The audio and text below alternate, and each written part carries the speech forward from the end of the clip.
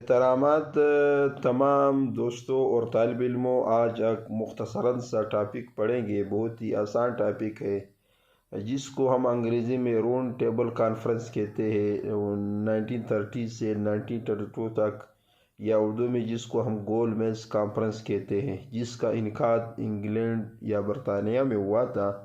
گول میز کانفرنس کیا ہے، اس میں کیا ڈسکس ہوئے، وہ ہم بعد میں پڑھیں گے۔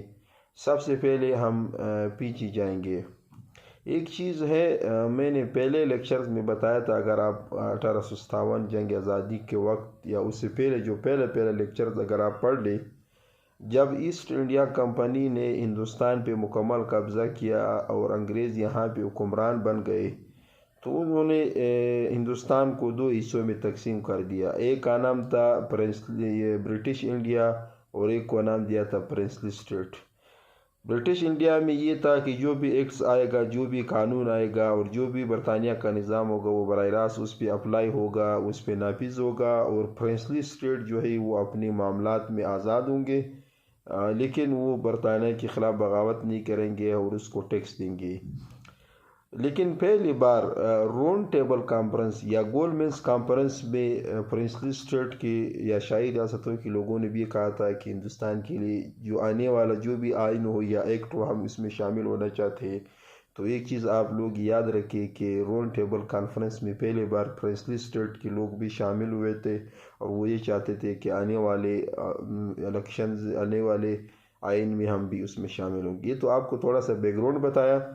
ہم ایک اور پیچھے کی طرف جاتے ہیں۔ جیسے آپ کو معلوم ہے، سائمن کمیشن جب بن گیا تو ہندوستان کے لوگوں نے اس کا بائیکاٹ کیا، پھر اس کے بدلے میں نہرو رپورٹ آیا، پھر اس پہ مسلمانوں کو تحفظات تھے، پھر اس کے بدلے میں جناب 14 پوائنٹ جس کو ہم نے نہیں پڑھا، وہ اس لیے کہ وہ 14 نکات کسی کی بھی ذہن میں نہیں رہتی، آپ کتابیں بھی پڑھ سکتے ہیں، تو اس لیے میں نے اس کو سکپ کر دیا۔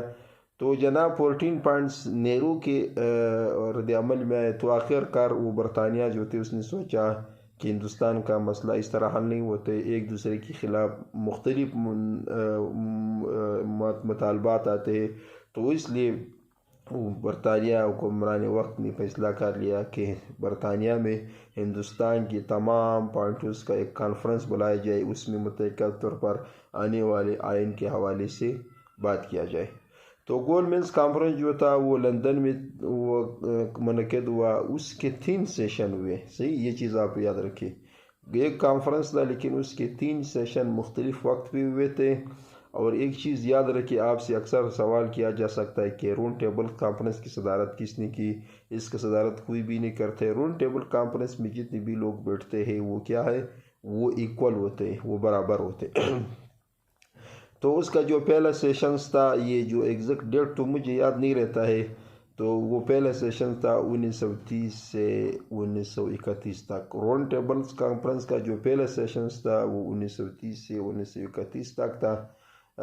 اس میں ہندوستان سے تقریباً 72 لوگوں نے شرکت کی، جس میں مسلمان بھی تھے، دوسرے اقوام بھی تھے، اور اسی کے ساتھ 16 لوگ جو تھے وہ پرنسلی اسٹیٹ شہری ریاستوں سے تھے۔ پہلے کانفرنس میں آپ کو بتا دیں کہ کانگریس نے شمولیت نہیں کی، کانگریس نے بائیکاٹ کی۔ کیوں؟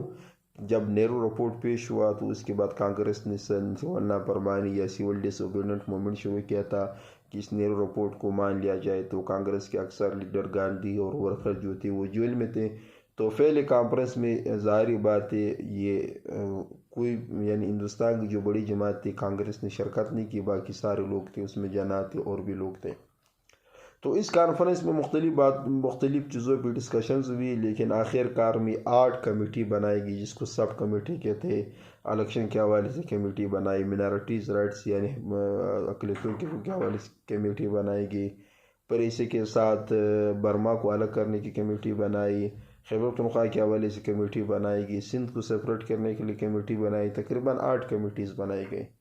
اور اسی کے ساتھ پہلا سیشن ختم ہو گیا۔ اس کے دوران پھر اس وقت آروین جو تھا سیکریٹری آف دا اسٹیٹ یا وائسرائے تھا، وہ گاندھی کے ساتھ اس کا ایگریمنٹ ہوا۔ تو دوسرا کانفرنس جو تھا وہ بھی 1931 سے 1931 کے درمیان ہوا تھا۔ اس میں کانگریس نے بھی شرکت کی، گاندھی اس میں شامل ہو گئے۔ تو یہ دوسرا سیشن تھا راؤنڈ ٹیبل کانفرنس کا. اس میں دو چیزوں پہ زیادہ اختلافات رہا تھے. ایک جو مینارٹیز رائٹس تھے یا اقلیتوں کے حقوق، خاص کر سیپریٹ الیکٹوریٹ اور وہ نمائندگی جو تھا، اس پہ گاندھی کو زیادہ تحفظات تھے. اور دوسری جو تھی فیڈریشن، جو وفاق کس طرح ہونا چاہیے، وادانی ہو، وفاقی ہو، خود مختار ہو، انگریز کے انڈر ہو، تو ان دو چیزوں پہ زیادہ اختلاف رہے دوسرے راؤنڈ ٹیبل کانفرنس میں، اور کسی چیز پر بھی اتفاق نہیں ہوا. اس کے بعد جو آخری سیشن ہوا تھا اس کو میں نے کیا کہا T session, T party session, کیونکہ یہ وہ 1932 میں نومبر میں، اسی نومبر کے مہینے میں کچھ دنوں کے لیے رہا اور پھر ختم ہو گیا. کیونکہ اس میں گاندھی نے پھر، کانگریس نے پھر بائیکاٹ کر دیا، جناب بھی اس میں شامل نہیں تھے، اور بھی بہت سے لوگ کام ہو گئے.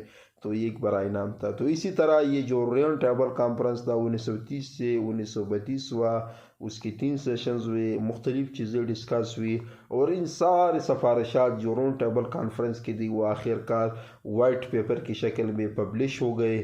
اور پھر بعد میں جب 1935 یا ایکٹ بن گیا تھا، اس میں بھی راؤنڈ ٹیبل کانفرنس کی بہت سی چیزیں شامل تھے.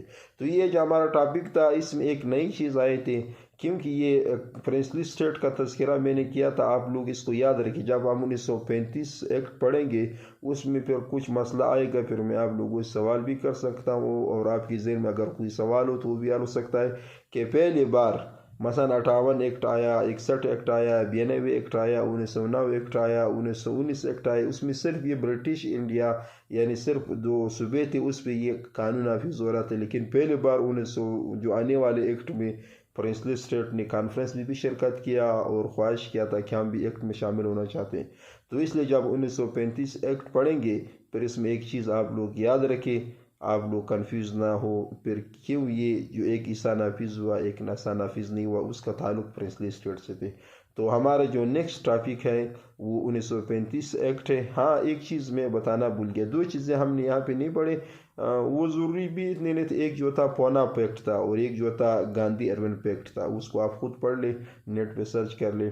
صرف میں یہ بتاتا ہوں کہ پونا پیکٹ یہ تھا کہ جب وہ کمیونل ایوارڈ جو رسم مکلڈان جو برطانیہ کے وزیر اعظم تھا اس نے پیش کیا تھا، اس میں جو اچھوت کلاس تھا، شیڈول کاسٹ یا سب کاسٹ، اس کو بھی سیپریٹ الیکٹوریٹ یا نمائندگی دیا گیا تھا. تو اس وجہ سے گاندھی اس کے خلاف تھی. پھر آخر کار امبیڈکر اور گاندھی کے درمیان ایک معاہدہ ہوا پونا کے مقام پر. اور گاندھی ارون پیکٹ یہ تھا کہ پہلے سیشن میں کانگریس شامل نہیں تھی، لہٰذا دوسرے سیشن میں کانگریس کو شامل کرنے کے لیے ایک معاہدہ ہوا تھا ارون اور گاندھی کے درمیان، جس کو گاندھی ارون پیکٹ کہتے ہیں. Thank you. اگر کوئی بھی سوال ہو تو آپ کمنٹ میں کر سکتے ہیں.